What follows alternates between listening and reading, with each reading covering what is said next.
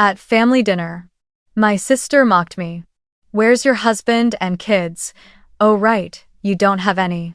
My parents laughed, so I said, "Where's your money?" "Oh right, I've been supporting you." Until today.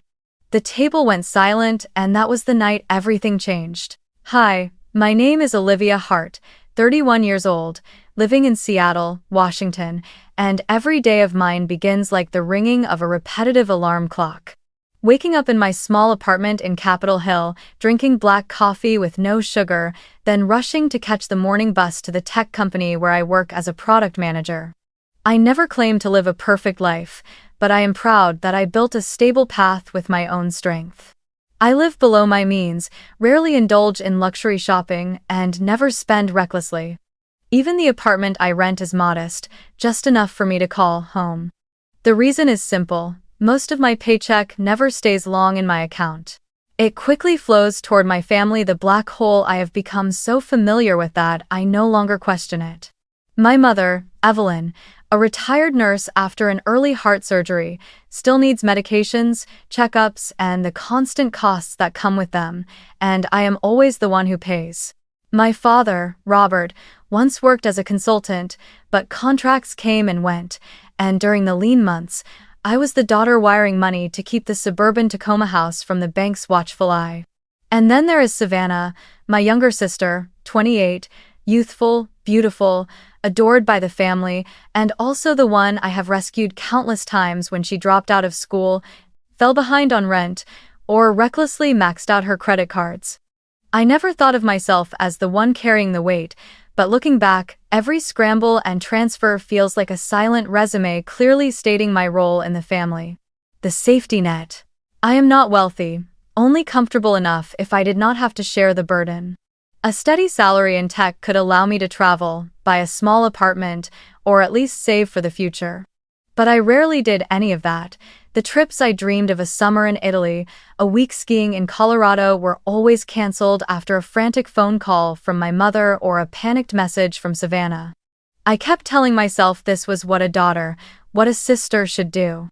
I silently sacrificed, tucking away my own desires into a locked drawer, and kept sending the money. That is why on that Sunday evening I still drove nearly an hour from Seattle back to the old house in Tacoma. Family dinner, a tradition my mother had kept for years, was usually nothing special.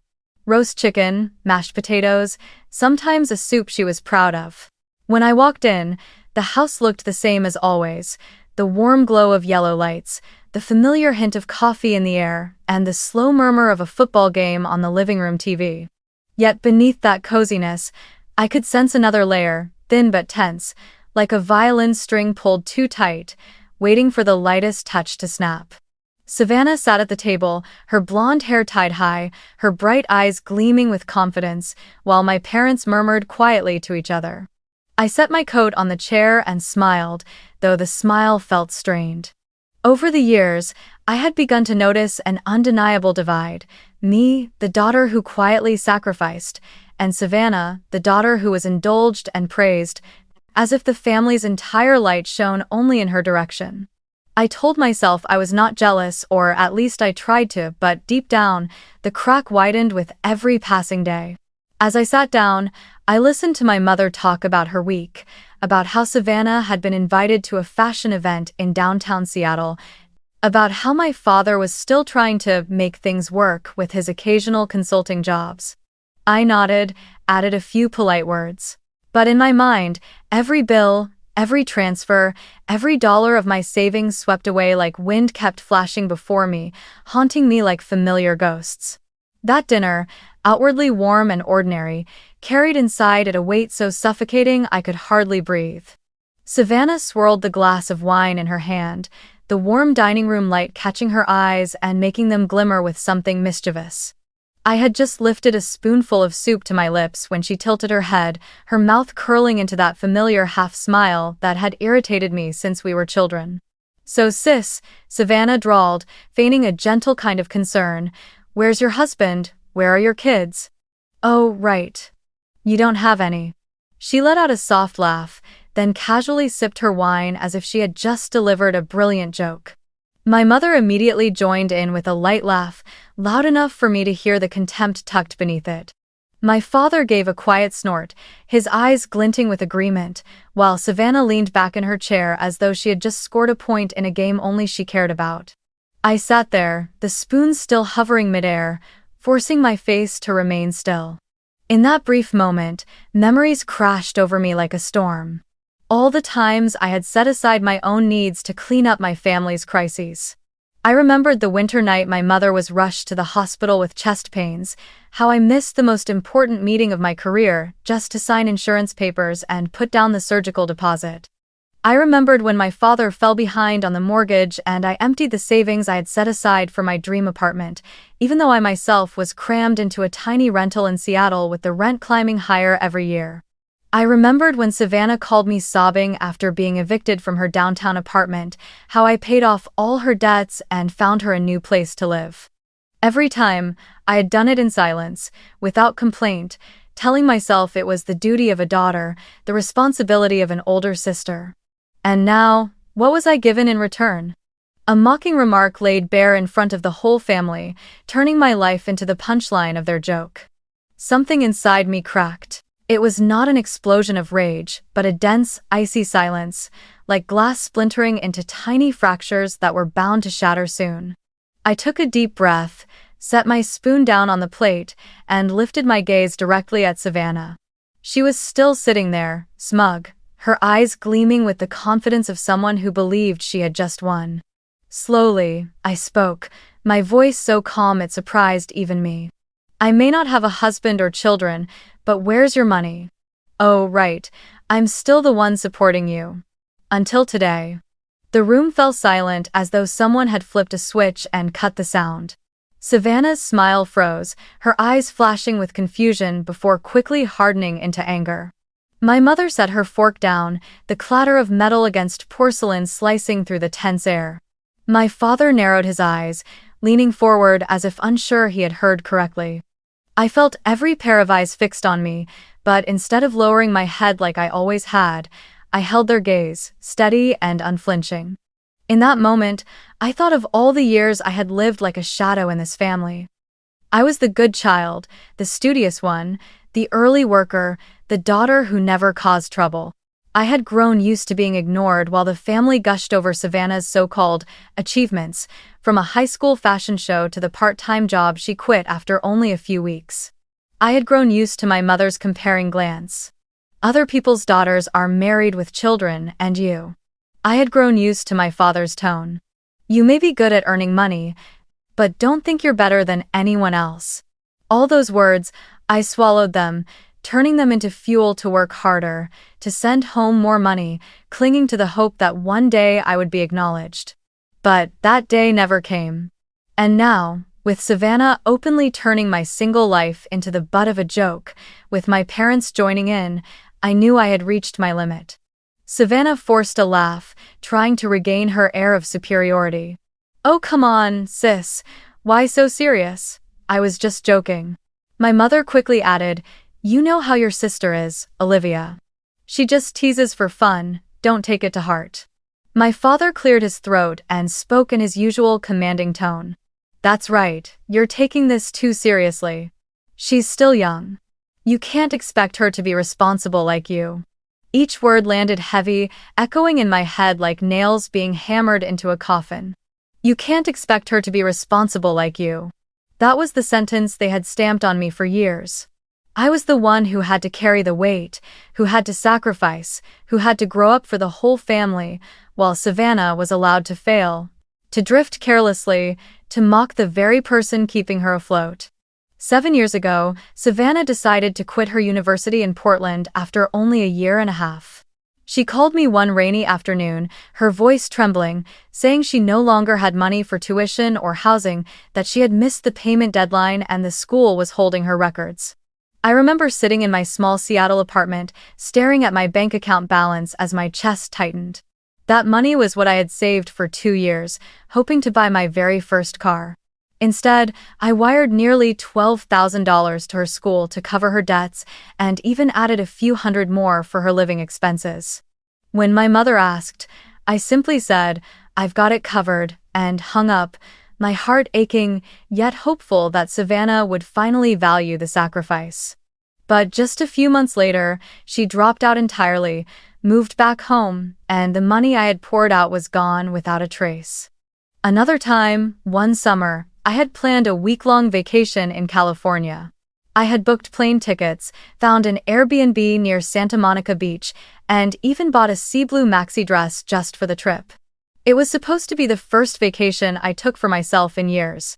But only 3 days before departure, my mother called in desperation. The old car she used to get to her part-time job had broken down badly, repairs costing nearly $4,000. I looked at the suitcase already packed, the confirmation emails for flights and lodging, and slowly deleted it all. The plane tickets carried cancellation fees, the Airbnb was non-refundable. I wired my mother the money, then returned to the office as if I had never planned to go anywhere. When coworkers asked why I wasn't taking my trip, I forced a thin smile. Change of plans. Inside, my craving to breathe in California's fresh air was crushed, replaced with a dull emptiness that lingered. But the memory that stings the most is tied to this house, the Tacoma home I once thought was a symbol of safety. My father had landed a big consulting contract, but within months the client pulled out, and the deal collapsed. The bank sent overdue mortgage warnings, threatening foreclosure. I remember that night. My mother sat crying in the kitchen, my father silent, saying nothing, while Savannah shut herself away in her room. I quietly opened my laptop, logged into my savings account, where I had funneled every bonus, every extra hour of overtime. I wired over $15,000 to my father to cover the mortgage, saving the house from the bank's grasp. No one asked if I had enough left to live on. No one offered to repay me. They simply sighed in relief and slipped back into their routines, as if my sacrifice was nothing more than expected. When I added it all up, I had spent tens of thousands of dollars over the course of 7 years. That money could have been the seed capital for my dream business, the down payment on a condo in Seattle, or at the very least the trips that would have allowed me to truly live out my youth. Instead, I sent it away without hesitation, lulling myself with the thought that it was my duty. And that very obedience had turned me into an endless supply line, leading to this moment at the dinner table, listening to my sister's mockery and my parents' laughter echoing in agreement. I began to realize the price I had paid was not just financial. I had sacrificed my youth. While my peers traveled the world, pushed themselves into new careers, bought homes, and started families, I buried myself in a loop, working, sending money, extinguishing other people's crises. I had even sacrificed love. At 28, I dated a good man named Daniel, an architect. He wanted to build a future with me, to buy a home together, to have children. But I turned him away because I knew I could not commit to a new life while my family still pulled me backward. I feared that one day, the late-night calls and endless demands for money would shatter my own happiness. So I let Daniel go because I was too busy keeping the family afloat. Oh how! And what about my career? I worked hard, I was capable, but I never dared to leap to bigger companies or chase faster promotions because I always needed stability to ensure I could help out whenever my parents or Savannah needed. I chose the safe road, the one with fewer risks, but it also meant losing the chance to build something extraordinary. Every single thing I did, every choice I made, revolved around my family, not myself. Sitting there, it became painfully clear. I had traded away my youth, my love, and my career in exchange for something that was never given recognition. And recognition never came. Instead, all I received was mockery. My hand trembled on the table, not from explosive anger, but from a bitter awakening. I had been exploited for far too long, and I was the one who had allowed it to happen. That night, I drove back from Tacoma to Seattle in silence. The I-5 highway was as busy as ever, but the rumble of trucks, the flashing lights, even the blaring horns seemed to slip right past me. Inside, the taunts and laughter of my parents and Savannah replayed endlessly, as though someone were looping a cruel recording. When I reached my small apartment in Capitol Hill, I didn't turn on the lights. I sat in the dark, listening to the ticking of the wall clock, before slowly opening my laptop. The screen glowed, and in that cold light I logged into my bank account.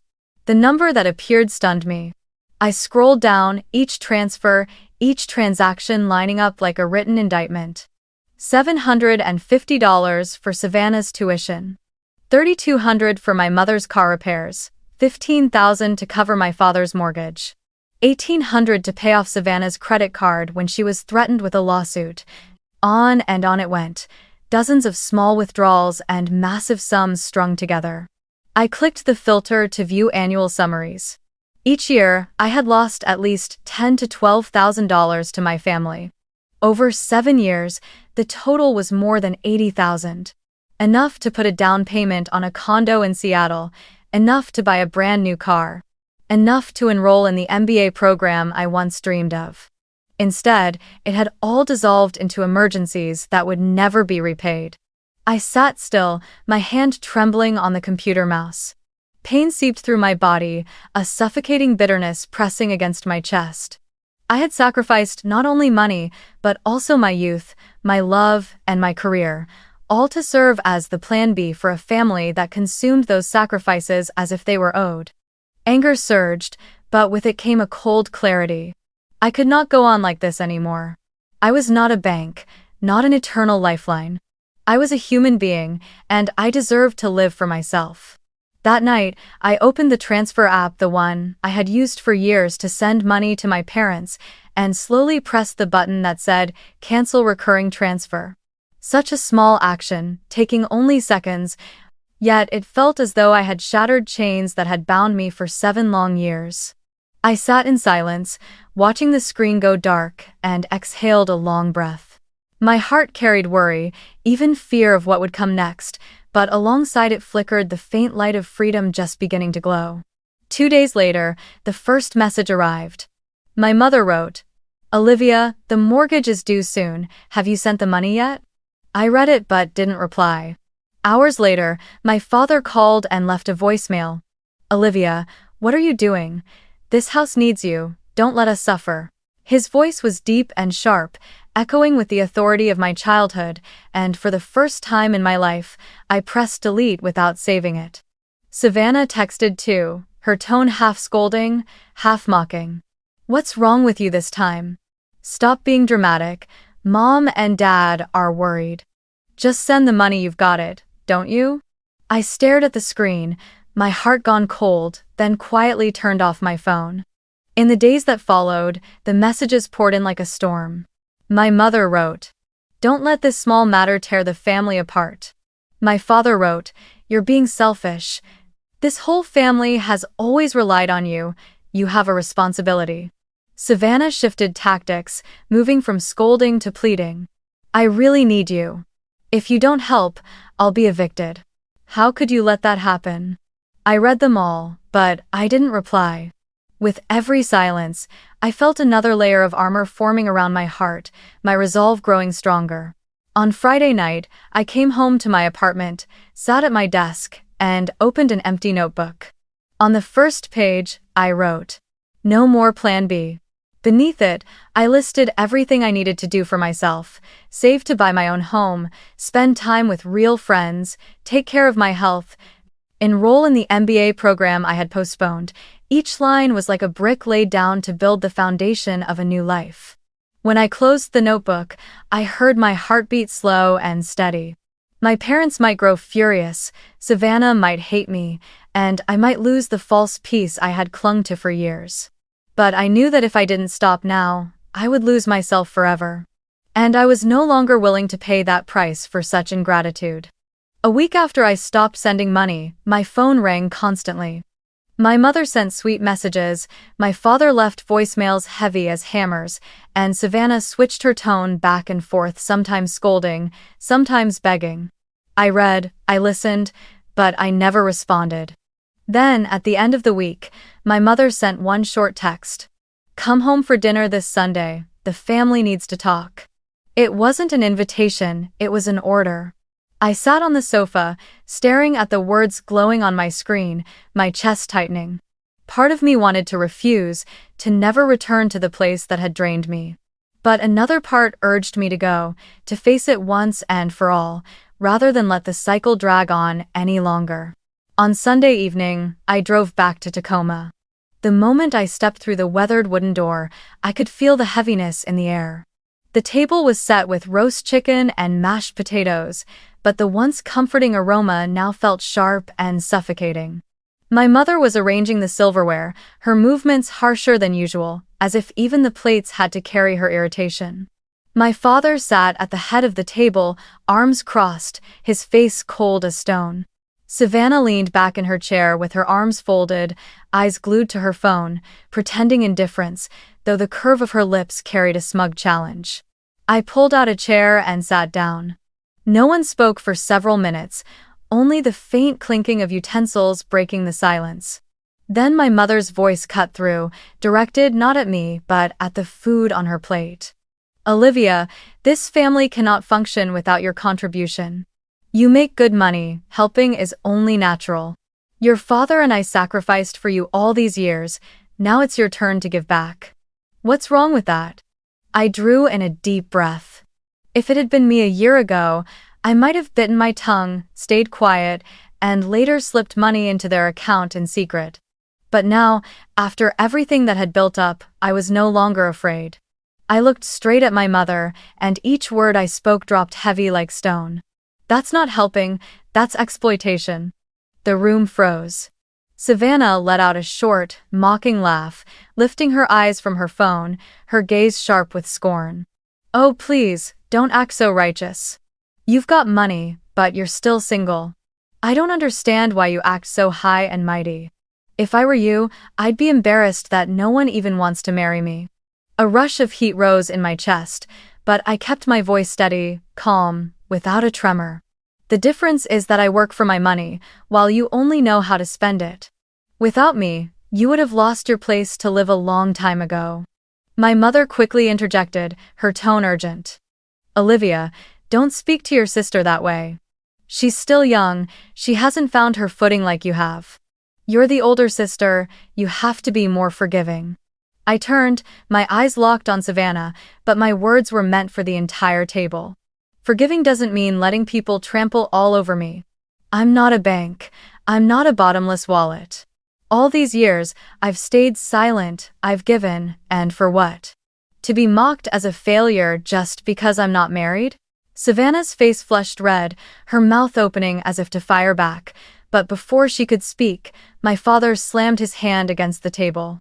The sharp crack made the silverware tremble. His glare bore into me, his voice a low growl. "Watch your mouth. This is your home, you should know your place. You think you're so great? You only have money because your parents raised you. Don't forget where you came from." I pushed back my chair, the scrape of wood against the floor piercing the silence. My whole body trembled, but my voice was clear and resolute. "If that's the case, then maybe I don't belong in this house. I've kept it standing, but all I've received in return is contempt. If you see me only as a wallet, then I'm sorry, I won't be here to be exploited any longer." The room fell into silence.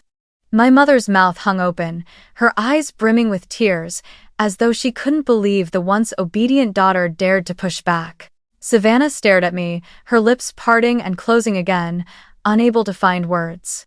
My father's face was flushed with rage, but in his eyes I caught a fleeting flicker, a shift that revealed even he knew I was no longer the same Olivia.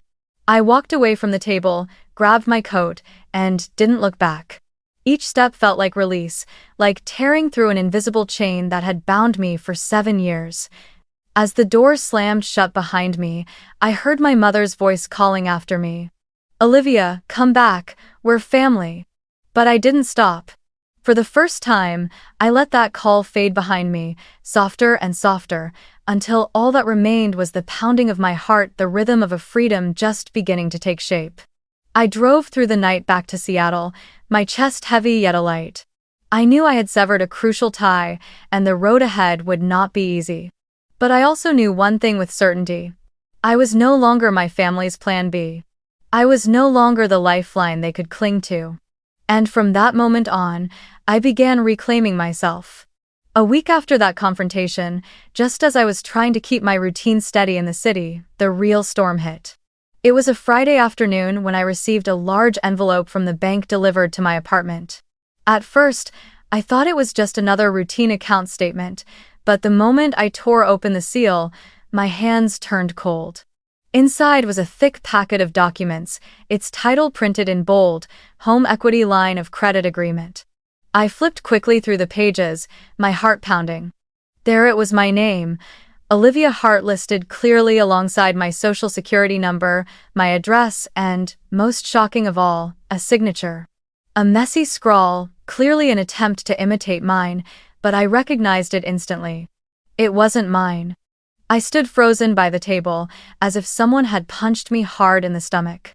They had done the one thing I feared most but never truly believed they would dare.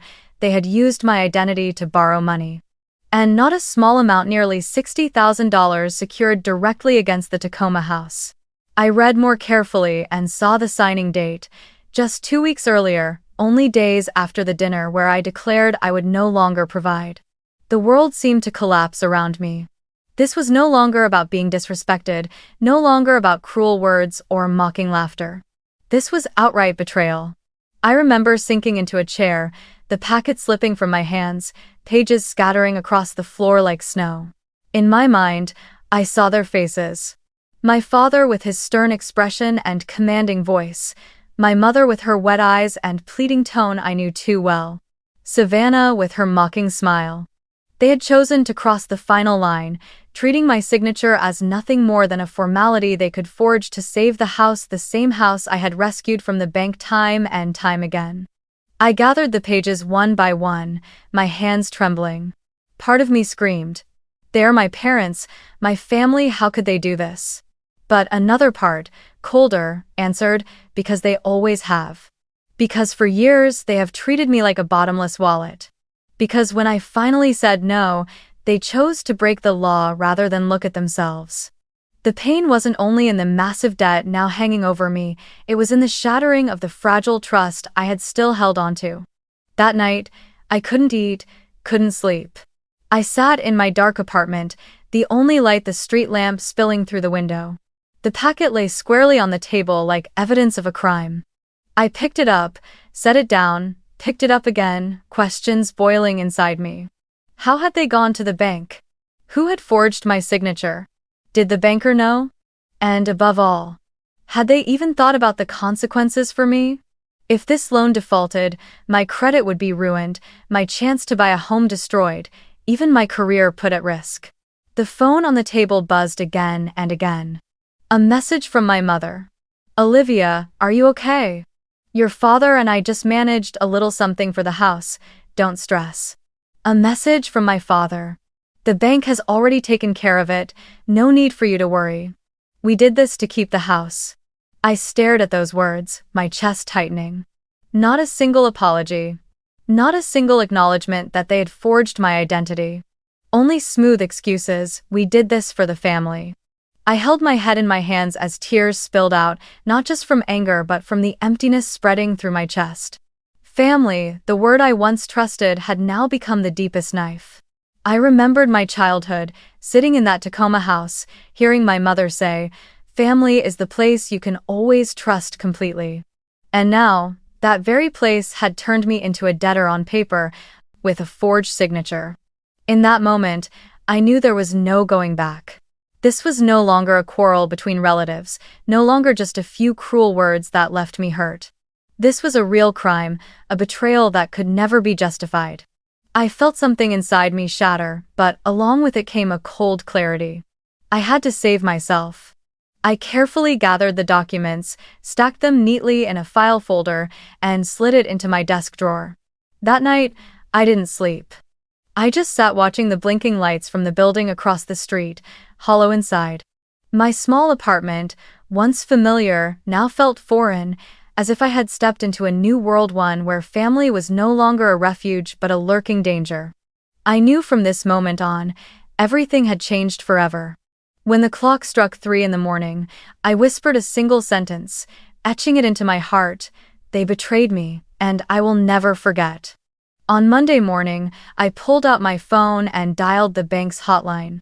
A woman's voice came through the line. "Wells Fargo, how can I help you today?"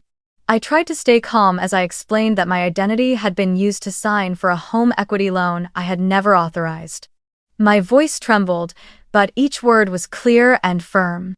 On the other end, the representative listened carefully, occasionally interrupting with verification questions. After I finished, she paused for a moment before saying, "You need to contact our fraud investigation department immediately.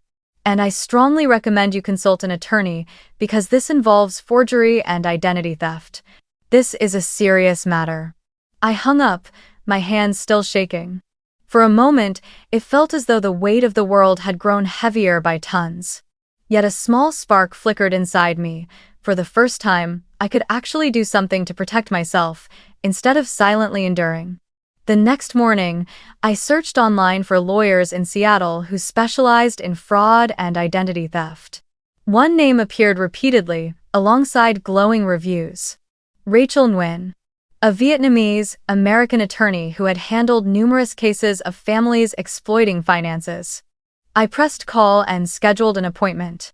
By Monday afternoon, I was walking into Rachel's office, a neat building near downtown.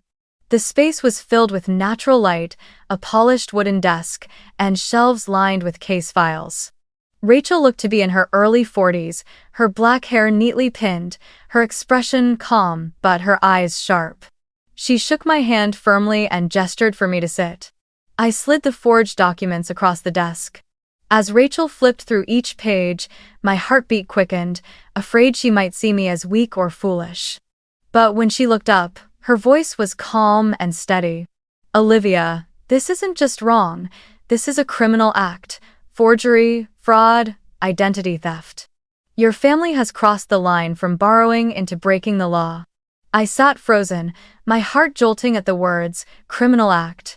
Even though I already knew the truth, hearing it declared so clearly made me tremble. Rachel continued, "You have the right to file a fraud report with the bank, the right to demand removal of liability from this loan. And, if necessary, we can take this to court." I bit my lip, my voice raspy. "But they're my parents, and my sister." Rachel tilted her head, her eyes both firm and compassionate. "I understand, but the fact that their family doesn't change the nature of what they've done. Olivia, you have the right to be protected. You cannot keep letting them trample your life and your future just because of the word family." I sat still, my hands clasped tightly together, my mind in turmoil. Part of me wanted to turn away, to stay silent again for the sake of peace. But the image of that forged signature, the $60,000 debt, and the cold tone of my parents justifying it, kept flashing before me. And then I remembered sitting alone by Puget Sound, listening to the waves, realizing I was nothing more than a wallet to them. That feeling cut deep, like a blade twisting inside me. I knew that if I stayed silent this time, I would lose everything, not just money, but myself.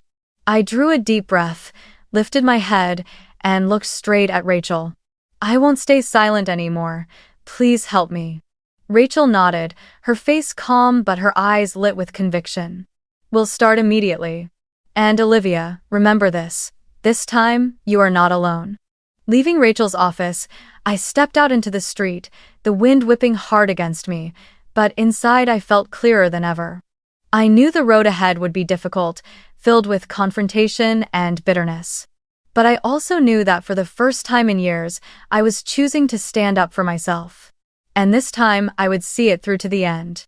That evening, after meeting with Rachel, I opened my laptop and, for the first time, didn't feel like someone cornered with no way out.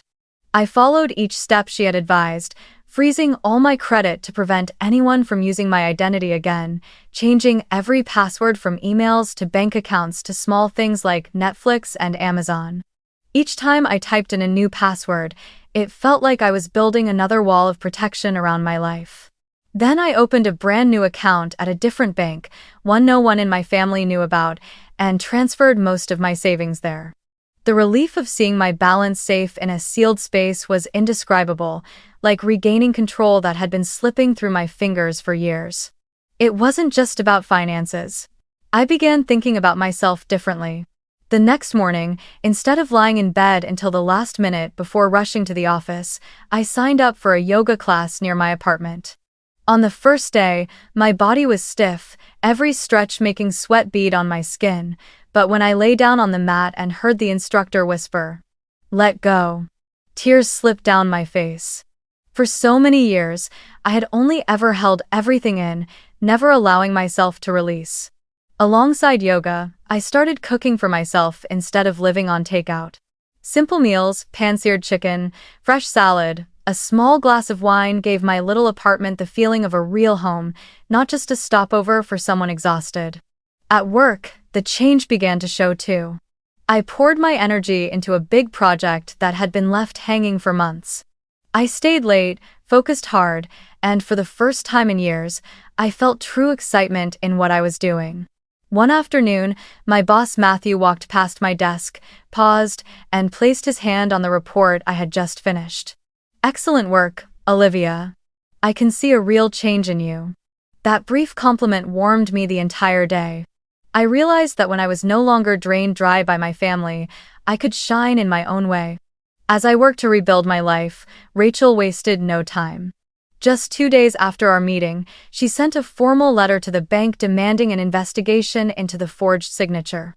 I was CC'd on the email, and when I saw the words "suspected forgery" printed clearly in black and white, I let out a long breath, part fear, part relief. It was no longer just a nightmare circling in my head. It had become a real case, handled in a professional way. At the same time, I started a new habit, keeping every trace of contact from my family. My mother's messages, from the sweet ones, "Honey, this family needs you," to the veiled threats, "Without you, we'll lose everything." My father's voicemails, his voice heavy, sometimes menacing, sometimes pretending to be gentle. Savannah's texts, shifting back and forth, sharp, "You're so selfish," then pleading, "Help me just this one last time, I promise I'll change."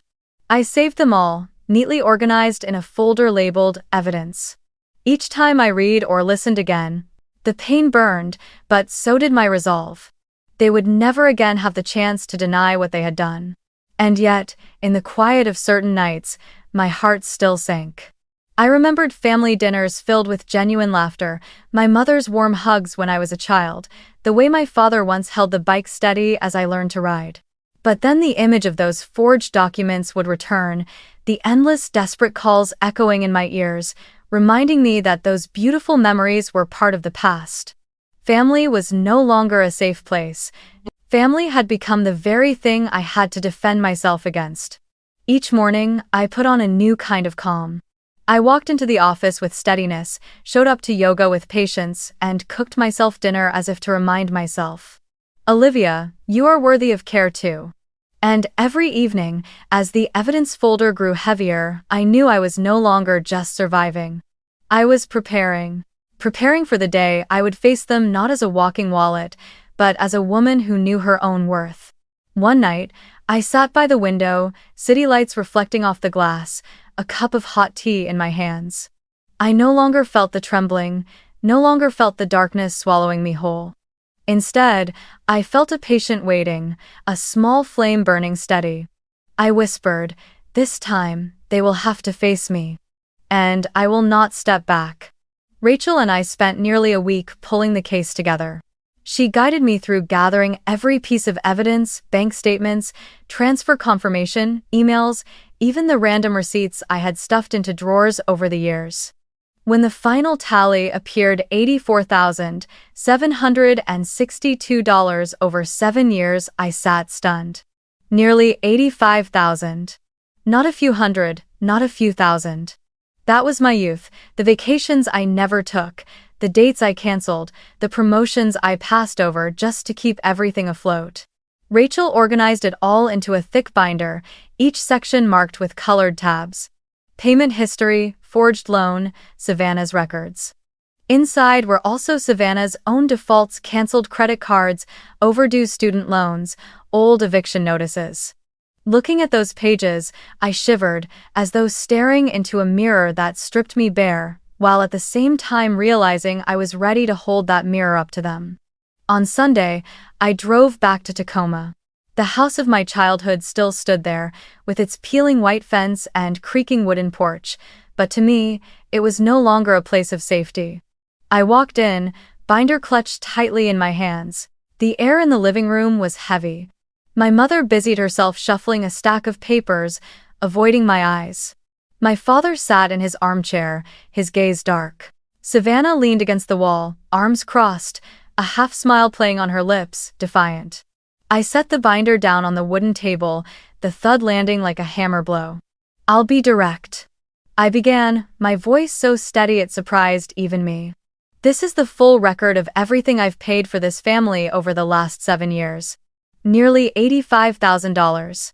This is the evidence of the forged mortgage loan signed under my name. And these are Savannah's debt records." I flipped each tab, sliding the pages toward them. The three of them sat in silence.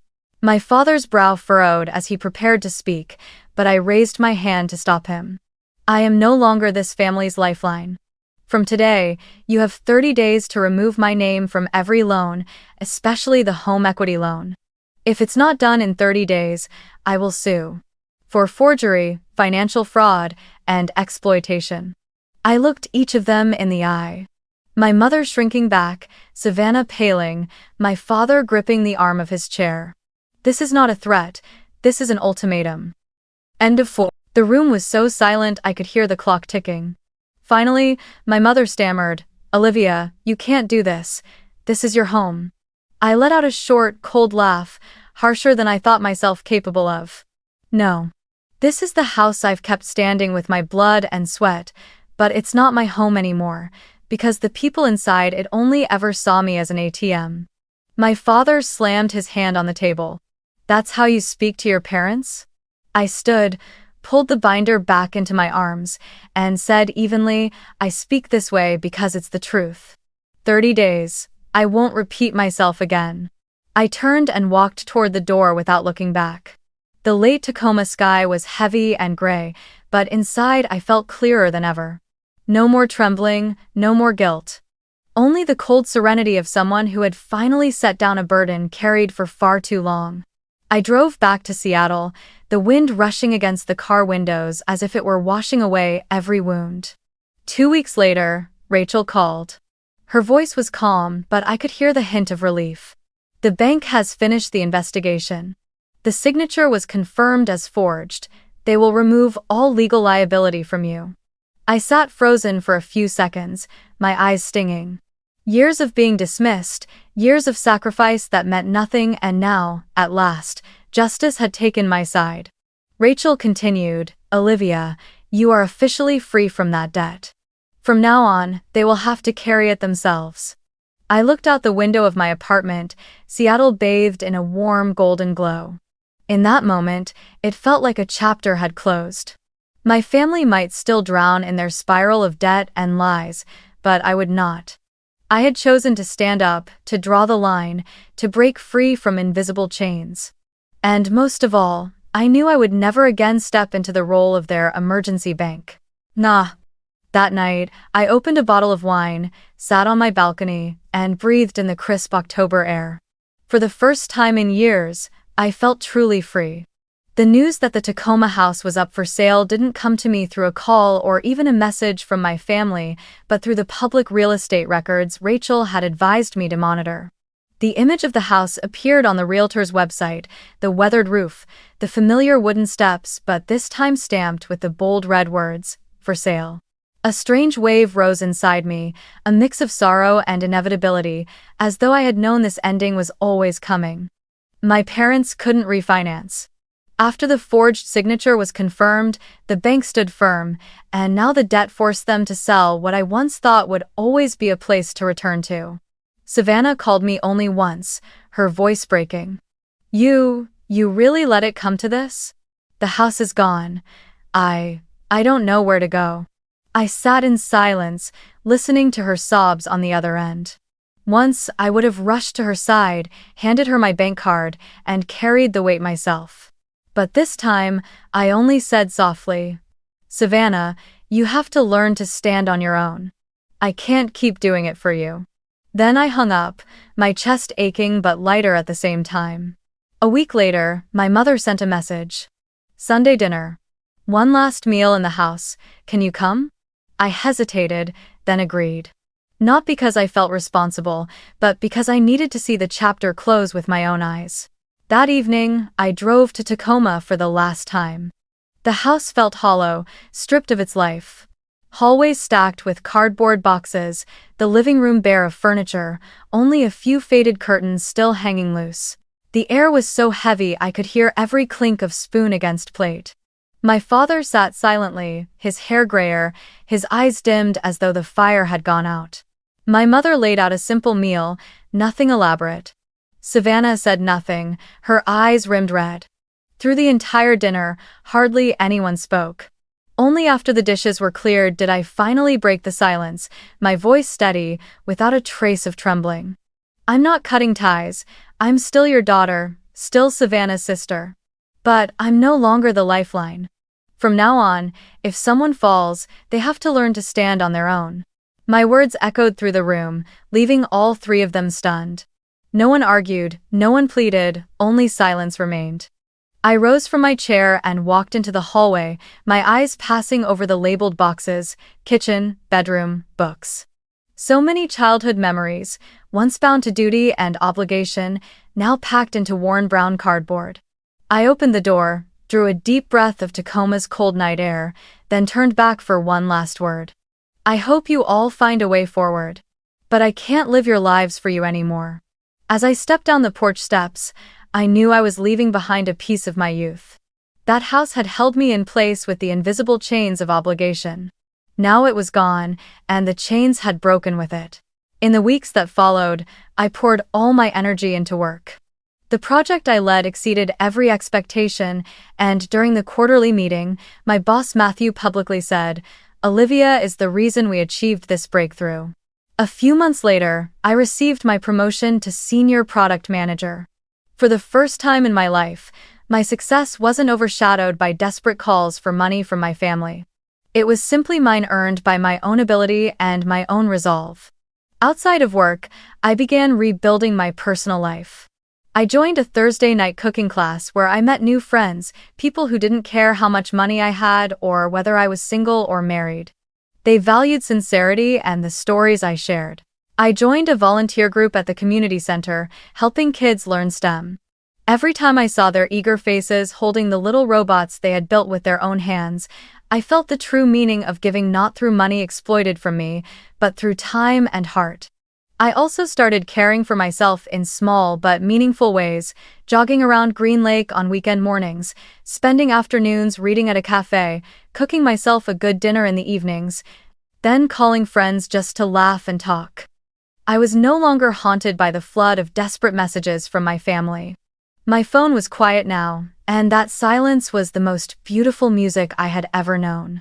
One December evening, I stood on my apartment balcony, Seattle glowing beneath me, the city lights shimmering on the water like countless stars. I took a sip of wine, breathed in the crisp air, and smiled softly. Not the smile of a victor, but the smile of someone who had finally found herself again. The message rang clearly in my heart, as if written there. Your value does not lie in being everyone else's lifeline. It lies in standing strong on your own, and keeping close only those who truly cherish you. And I knew, from that moment on, that would be the compass guiding my life.